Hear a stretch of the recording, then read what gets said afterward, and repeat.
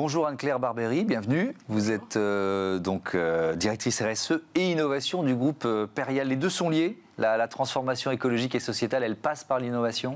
Les deux doivent être liés, absolument. Ouais. Je pense qu'aujourd'hui, les enjeux sont tellement importants qu'il faut non seulement respecter la réglementation qui arrive, l'anticiper, créer de nouveaux modèles. Donc absolument, il faut absolument innover dans la RSE. Alors le groupe Perial, je veux bien que vous nous présentiez quels programmes immobiliers vous développez.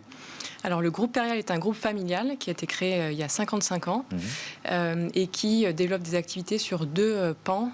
D'abord une société de gestion, Perial Asset Management, et puis une activité plutôt de promotion immobilière qui est un petit peu plus petite que vraiment le cœur de métier sur la société de gestion. Oui. Concernant la société de gestion, aujourd'hui, on gère plus de 6 milliards d'euros d'actifs sous gestion qui sont répartis sur des produits financiers de type SCPI ou SCI et qui couvrent un patrimoine qui représente 1,5 million de mètres carrés qui sont répartis sur principalement du bureau en France, mais également de plus en plus en Europe et sur d'autres classes d'actifs comme le commerce ou l'hospitalité. Alors on va évidemment parler de finances à impact pour les fonds immobiliers, mais peut-être d'abord, si on essaye de dézoomer, le secteur de l'immobilier, à quel point c'est un gros consommateur d'énergie aujourd'hui ? Alors, le secteur immobilier est un des plus gros consommateurs d'énergie, notamment sur la phase d'exploitation du bâtiment, mais c'est aussi un gros émetteur de gaz à effet de serre sur toute la vie en fait, du bâtiment, de sa conception à sa destruction. Et puis, il y a évidemment d'autres sujets qui sont liés sur notamment l'artificialisation des sols, donc la perte de biodiversité. Donc finalement, l'immobilier est un peu au cœur des enjeux environnementaux. Il y a beaucoup d'impacts négatifs qui sont générés, mais il a aussi la possibilité de transformer ça en impact positif. C'est ce que j'allais vous dire. C'est-à-dire quand on est une part importante du problème, on détient aussi une part importante de la solution. Comment ce secteur peut justement contribuer à cette transition écologique et sociétale? Et puis peut-être avec quelle méthode? Alors, si on prend par exemple le volet environnemental, effectivement, on est conscient que le secteur est un peu un mauvais élève sur un certain nombre de sujets, mais on pense aussi que l'immobilier peut être régénératif d'un certain nombre de sujets. Par exemple, un bâtiment peut être meilleur en termes de biodiversité en améliorant l'état initial. Ouais. Il peut aussi produire de l'énergie et puis contribuer à être un puits de carbone. Donc on voit que il y a de plus en plus de, pardon de vous interrompre, il y a de plus en plus de bâtiments à énergie positive. Donc c'est ça, on produit plus qu'on ne consomme. Absolument. Tout simplement. Donc il y a un enjeu aussi de travailler sur l'existant, qui est vraiment le cœur du sujet, d'améliorer les actifs existants.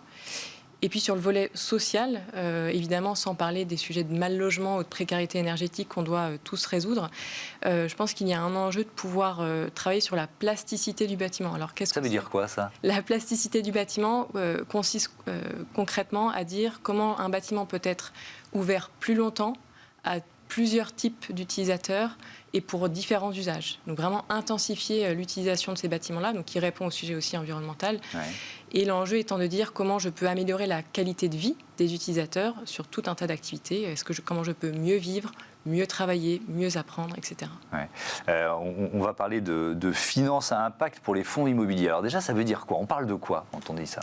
Alors la finance à impact est un sujet qui se structure très rapidement en France, notamment autour de 3 piliers, l'intention, l'addition et la mesure. Alors pour l'immobilier, c'est assez simple puisqu'on a l'avantage d'avoir un sous-jacent qui est un objet physique, concret, et les bénéficiaires directs sont matérialisables assez facilement, c'est des locataires. Donc l'enjeu de la finance à impact pour l'immobilier, c'est d'avoir l'intention de créer des impacts positifs sur l'environnement, sur la société, sur les utilisateurs, de démontrer qu'on fait mieux que les autres, c'est l'addition, créer des impacts qui ne sont pas générés ailleurs, et puis d'avoir la transparence et la mesure des impacts qu'on réalise. Ouais, vous parliez en tout début d'interview finalement du cadre réglementaire, du fait de devoir peut-être anticiper d'autres réglementations ou prendre de l'avance.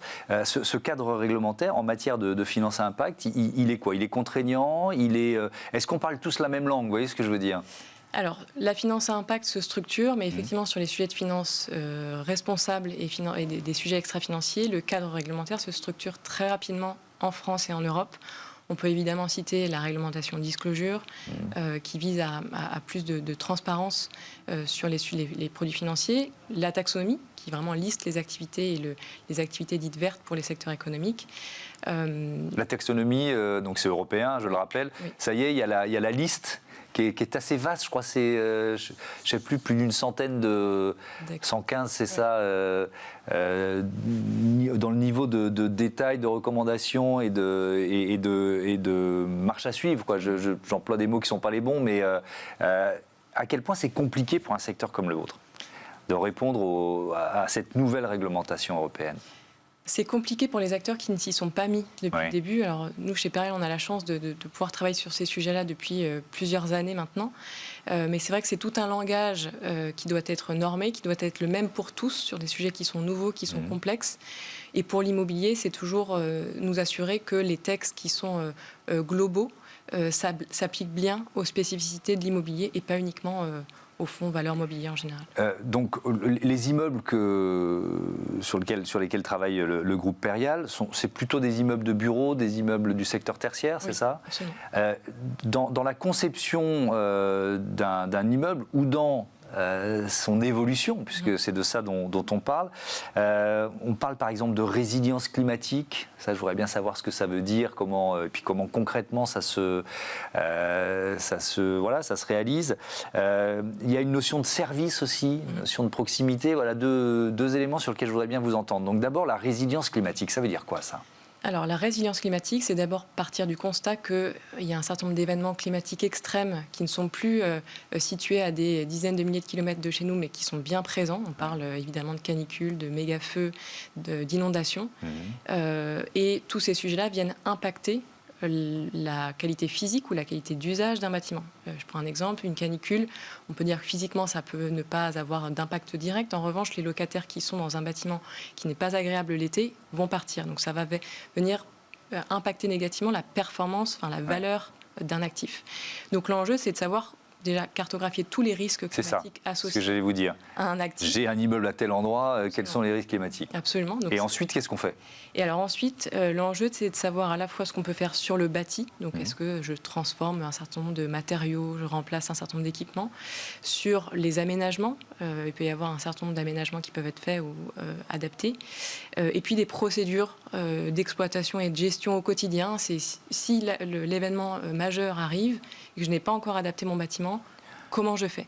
Donc il y a vraiment un set d'actions qui peuvent être mises en place pour réduire cette vulnérabilité. Et alors sur les services de proximité, ça rejoint, je pense, ce que vous disiez tout à l'heure sur la plasticité finalement d'un immeuble. C'est démultiplier son apport à son écosystème, au territoire dans lequel il se trouve, c'est ça? Absolument. Les services, nous, on a la chance d'avoir un patrimoine qui maille assez bien le territoire. Et donc dans cette logique-là, se dire finalement comment les bâtiments à l'échelle d'un quartier peuvent effectivement ne pas uniquement servir aux locataires de bureaux qui viennent tous les jours, mais servir aux habitants du quartier à des horaires plus divers.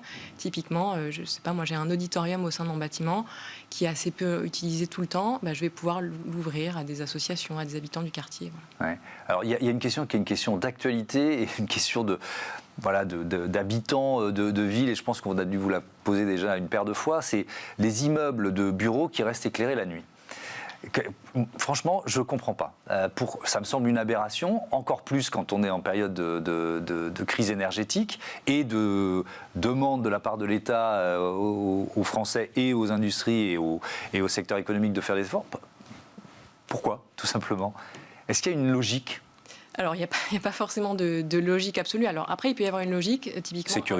Sécuritaire, mais aussi même d'activité. Des locataires qui sont là 24/7, mécaniquement, ils ont besoin... Bon. Voilà. En revanche, je pense que ces sujets de sobriété, pour un certain nombre d'entreprises, n'étaient pas forcément très compris ou très anticipés. Je pense que maintenant, on arrive dans une ère qui est un petit peu différente, avec aussi un coût associé qui permet aussi de faire comprendre l'importance du sujet.